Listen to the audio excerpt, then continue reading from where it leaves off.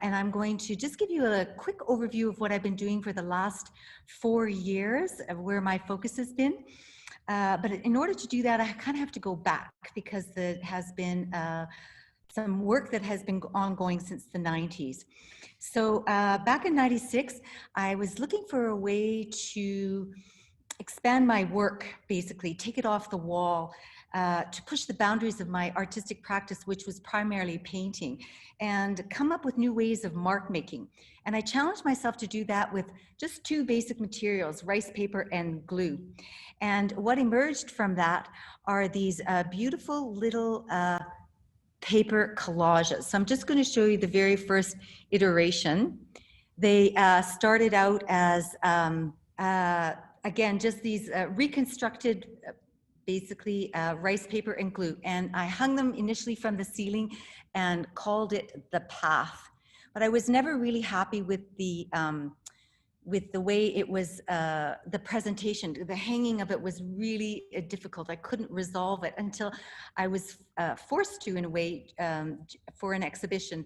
And I decided to use steel wire, piano wire, and I poked them in the wall instead of hanging them off the ceiling.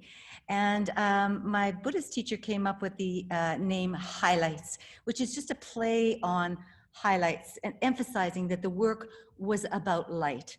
And so this was the very first incarnation at the gallery, and I just loved everything about this piece. And so what I did was I started to see them everywhere, in the landscape, coming off the wall, planted all over the place. And so it went on the shelf for a while, and then 3 years ago, I decided, in 2015, I decided to see if I could figure out how to put them in nature, because the rice paper and the glue would have just disintegrated if it had rained, if it had snowed. So I did a year of experimenting, and then I took the piece and created a huge, oh, here's me just kind of showing you the process of putting them together. I made 5,000 of these pieces. I dipped them in soy wax to keep them from disintegrating.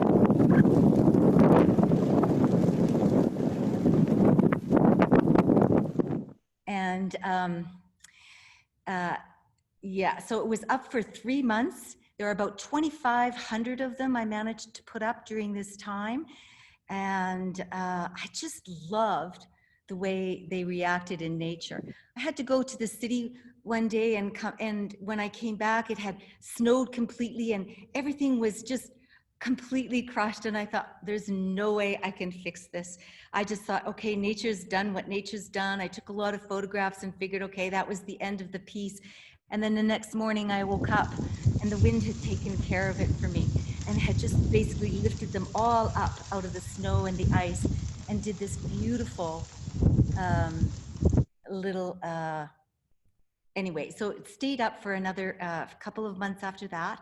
And then what happened was I just started to see them everywhere, and winter was a challenge. So I decided to buy a motorhome, and I took the show on the road, so to speak. And I went all across southern Saskatchewan, Alberta, and British Columbia. I started in Prince Albert National Park here, where I was born. It seemed like the perfect place for me to start. These pieces became like these, like light. And I saw the light coming down to the earth and being planted in the earth and creating something new. So it seemed like the perfect place to start was where I was born, and in the forest. And so I just continued traveling. I went to here's Douglas Provincial Park, again in southern Saskatchewan, where I did this piece in the water. And there's no way I could have anticipated all the interesting things that happened during these little pop-up installations. The way that the earth moved, the way that the light came in, the sunset turning everything pink, the way that the clouds and the footprints on the sand mimicked the pieces, the way the clouds came along and did the contrails of the of the airplanes above making reflections in the water. Like, there were just so many things that had nothing to do with me that showed up and contributed to this beautiful little expression. Here I am at the Great Sandhill Dunes in southern Saskatchewan, where people actually showed up, sunset and sunrise. So curiosity is always welcome. And wherever I went, people were always very curious. Um, so everything about this idea, using the environment as canvas, mark making in space, the transient nature of the work and the process. Here I am at Sundial Medicine Butte, southern Alberta. Again, what it's doing with the clouds and the rocks was a surprise. Lost Lemon Creek in a forest fire during the solar eclipse of 2017. During the forest fires in British Columbia in the summer of the fall of 2017.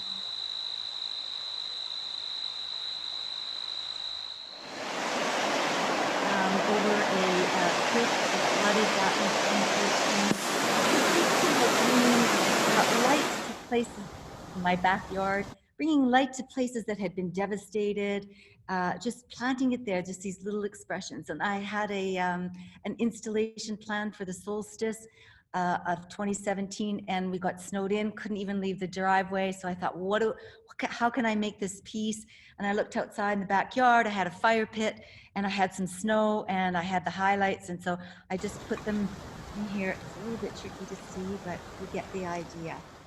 And then I was in a residency in Finland, so I brought highlights to Finland. Here I am in a birch forest, which was very quiet and very peaceful, which was also very conducive to the work. Again, beautiful things happened to the paper, the snow, the crystals. Here I am on what they call a koko in Finland, which is a bunch of twigs that they gather over the fall, and they burn it in the summertime as a celebration of the light in the northern countries. And so I loved the idea of bringing my little unique version of light to their cultural celebration of light. So that was a really special installation that I really loved doing there.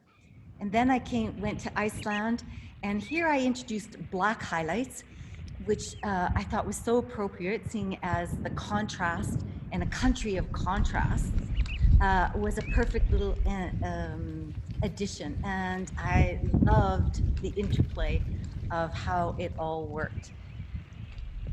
So the Highlights project is what I've been doing for the last 4 years, and it's ongoing. And then I was at a residency in Banff also in 2018, and I've been working on a piece about the heart, again, for many years, but could never figure out how to resolve some of the issues that were coming up for me. And so I decided to use this residency as pure research, how I could do and how I could express and how I could expand my expression, and learned how to do some video animation and how to project my work instead of, so here I am with lots of different iterations and making a mark, taking a picture, making a mark, taking a picture. This is totally raw footage. I haven't done a single thing to this. It's all still in the research process. So again, and it's projected 20 feet by 30 feet, which is the ideal size as far as I'm concerned for this piece, because the heart is a big subject.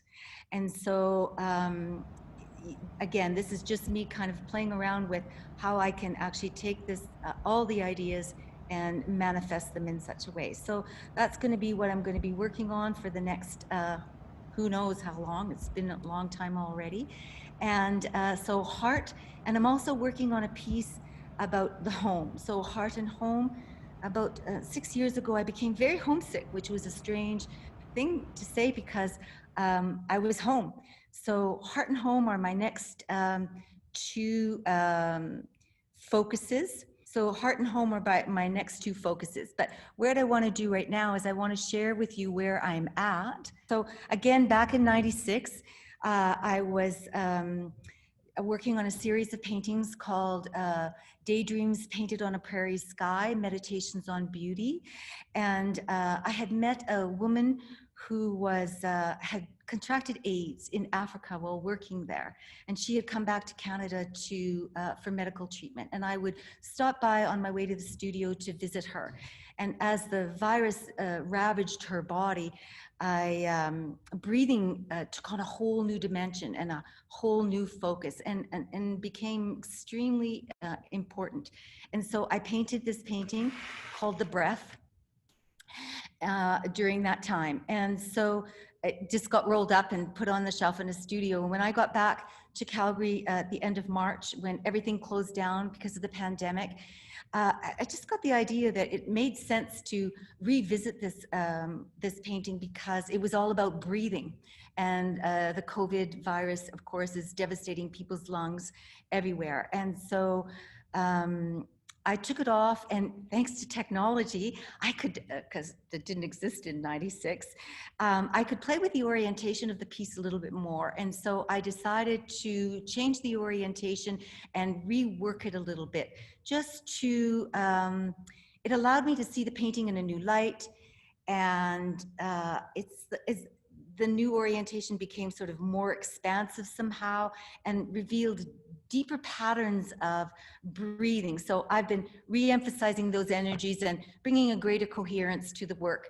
And then I rented this space 3 days ago to hang it and to film it and to photograph it. And then the idea is to create an animated meditation on the breath, and to share it with everybody.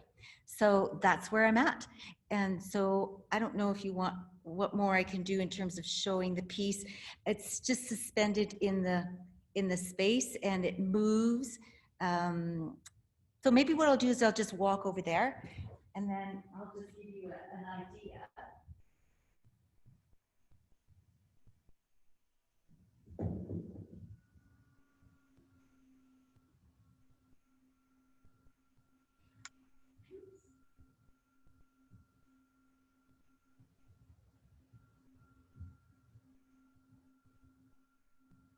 The movement that's inherent in the piece, I wanted it to actually animate. So normally I would have like a fan, or there would be fan on in a building. There would be a way of the piece being able to be animated. So anyway, that's it.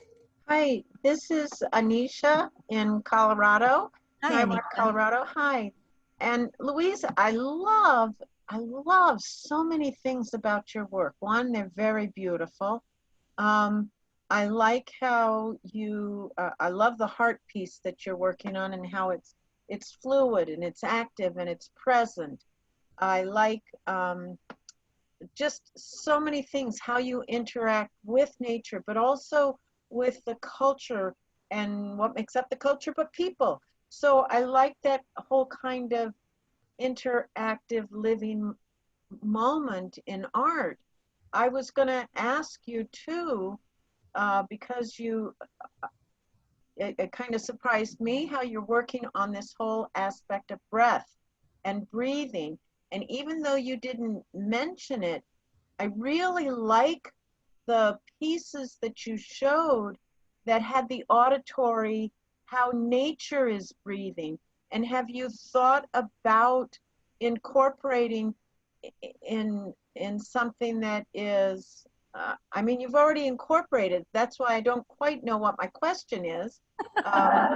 But just the fact maybe that I can see that connection in the pieces that you've already shown, that nature has this breathing that is, it's always changing. It's alive too. The breath is alive. So incorporating what you already have maybe, or something, I don't know. So that's my question, comment, something. Thanks, Anisha. I really appreciate that. You know, it's hard to fit everything in a short amount of time in terms of what I can say and what I have to say. So I do a lot of writing. So I have a blog that talks about the highlights pieces on my website. And so I would write about each and every single installation that I did and the challenges that it brought up for me. So that would be a place where you could go and get a little bit more information. I also, on my Instagram, which I just joined, opened up some video documentation of me actually the painting process, what that painting process looks like, so that people can come into a daily ritual, artist's daily ritual, basically, right? Because nobody gets a chance to kind of come into that. It's kind of like a private little space, but I've opened that up. And so you can go on my Instagram account, you can see speeded up versions of me, again, using every mark of breath, right? Every mark of breath, every like little collage, breathing while you're doing it, right? Without the breath, there's nothing. And so it incorporates, like you said, everything, and it's everywhere. It's all encompassing. Without breathing, there would be nothing. Without light, there would be no shadow. So, there's all these things that are all connected. So you can read more about it, because I have a lot of blah, blah. So it's there. You just have to go and look for it a little bit.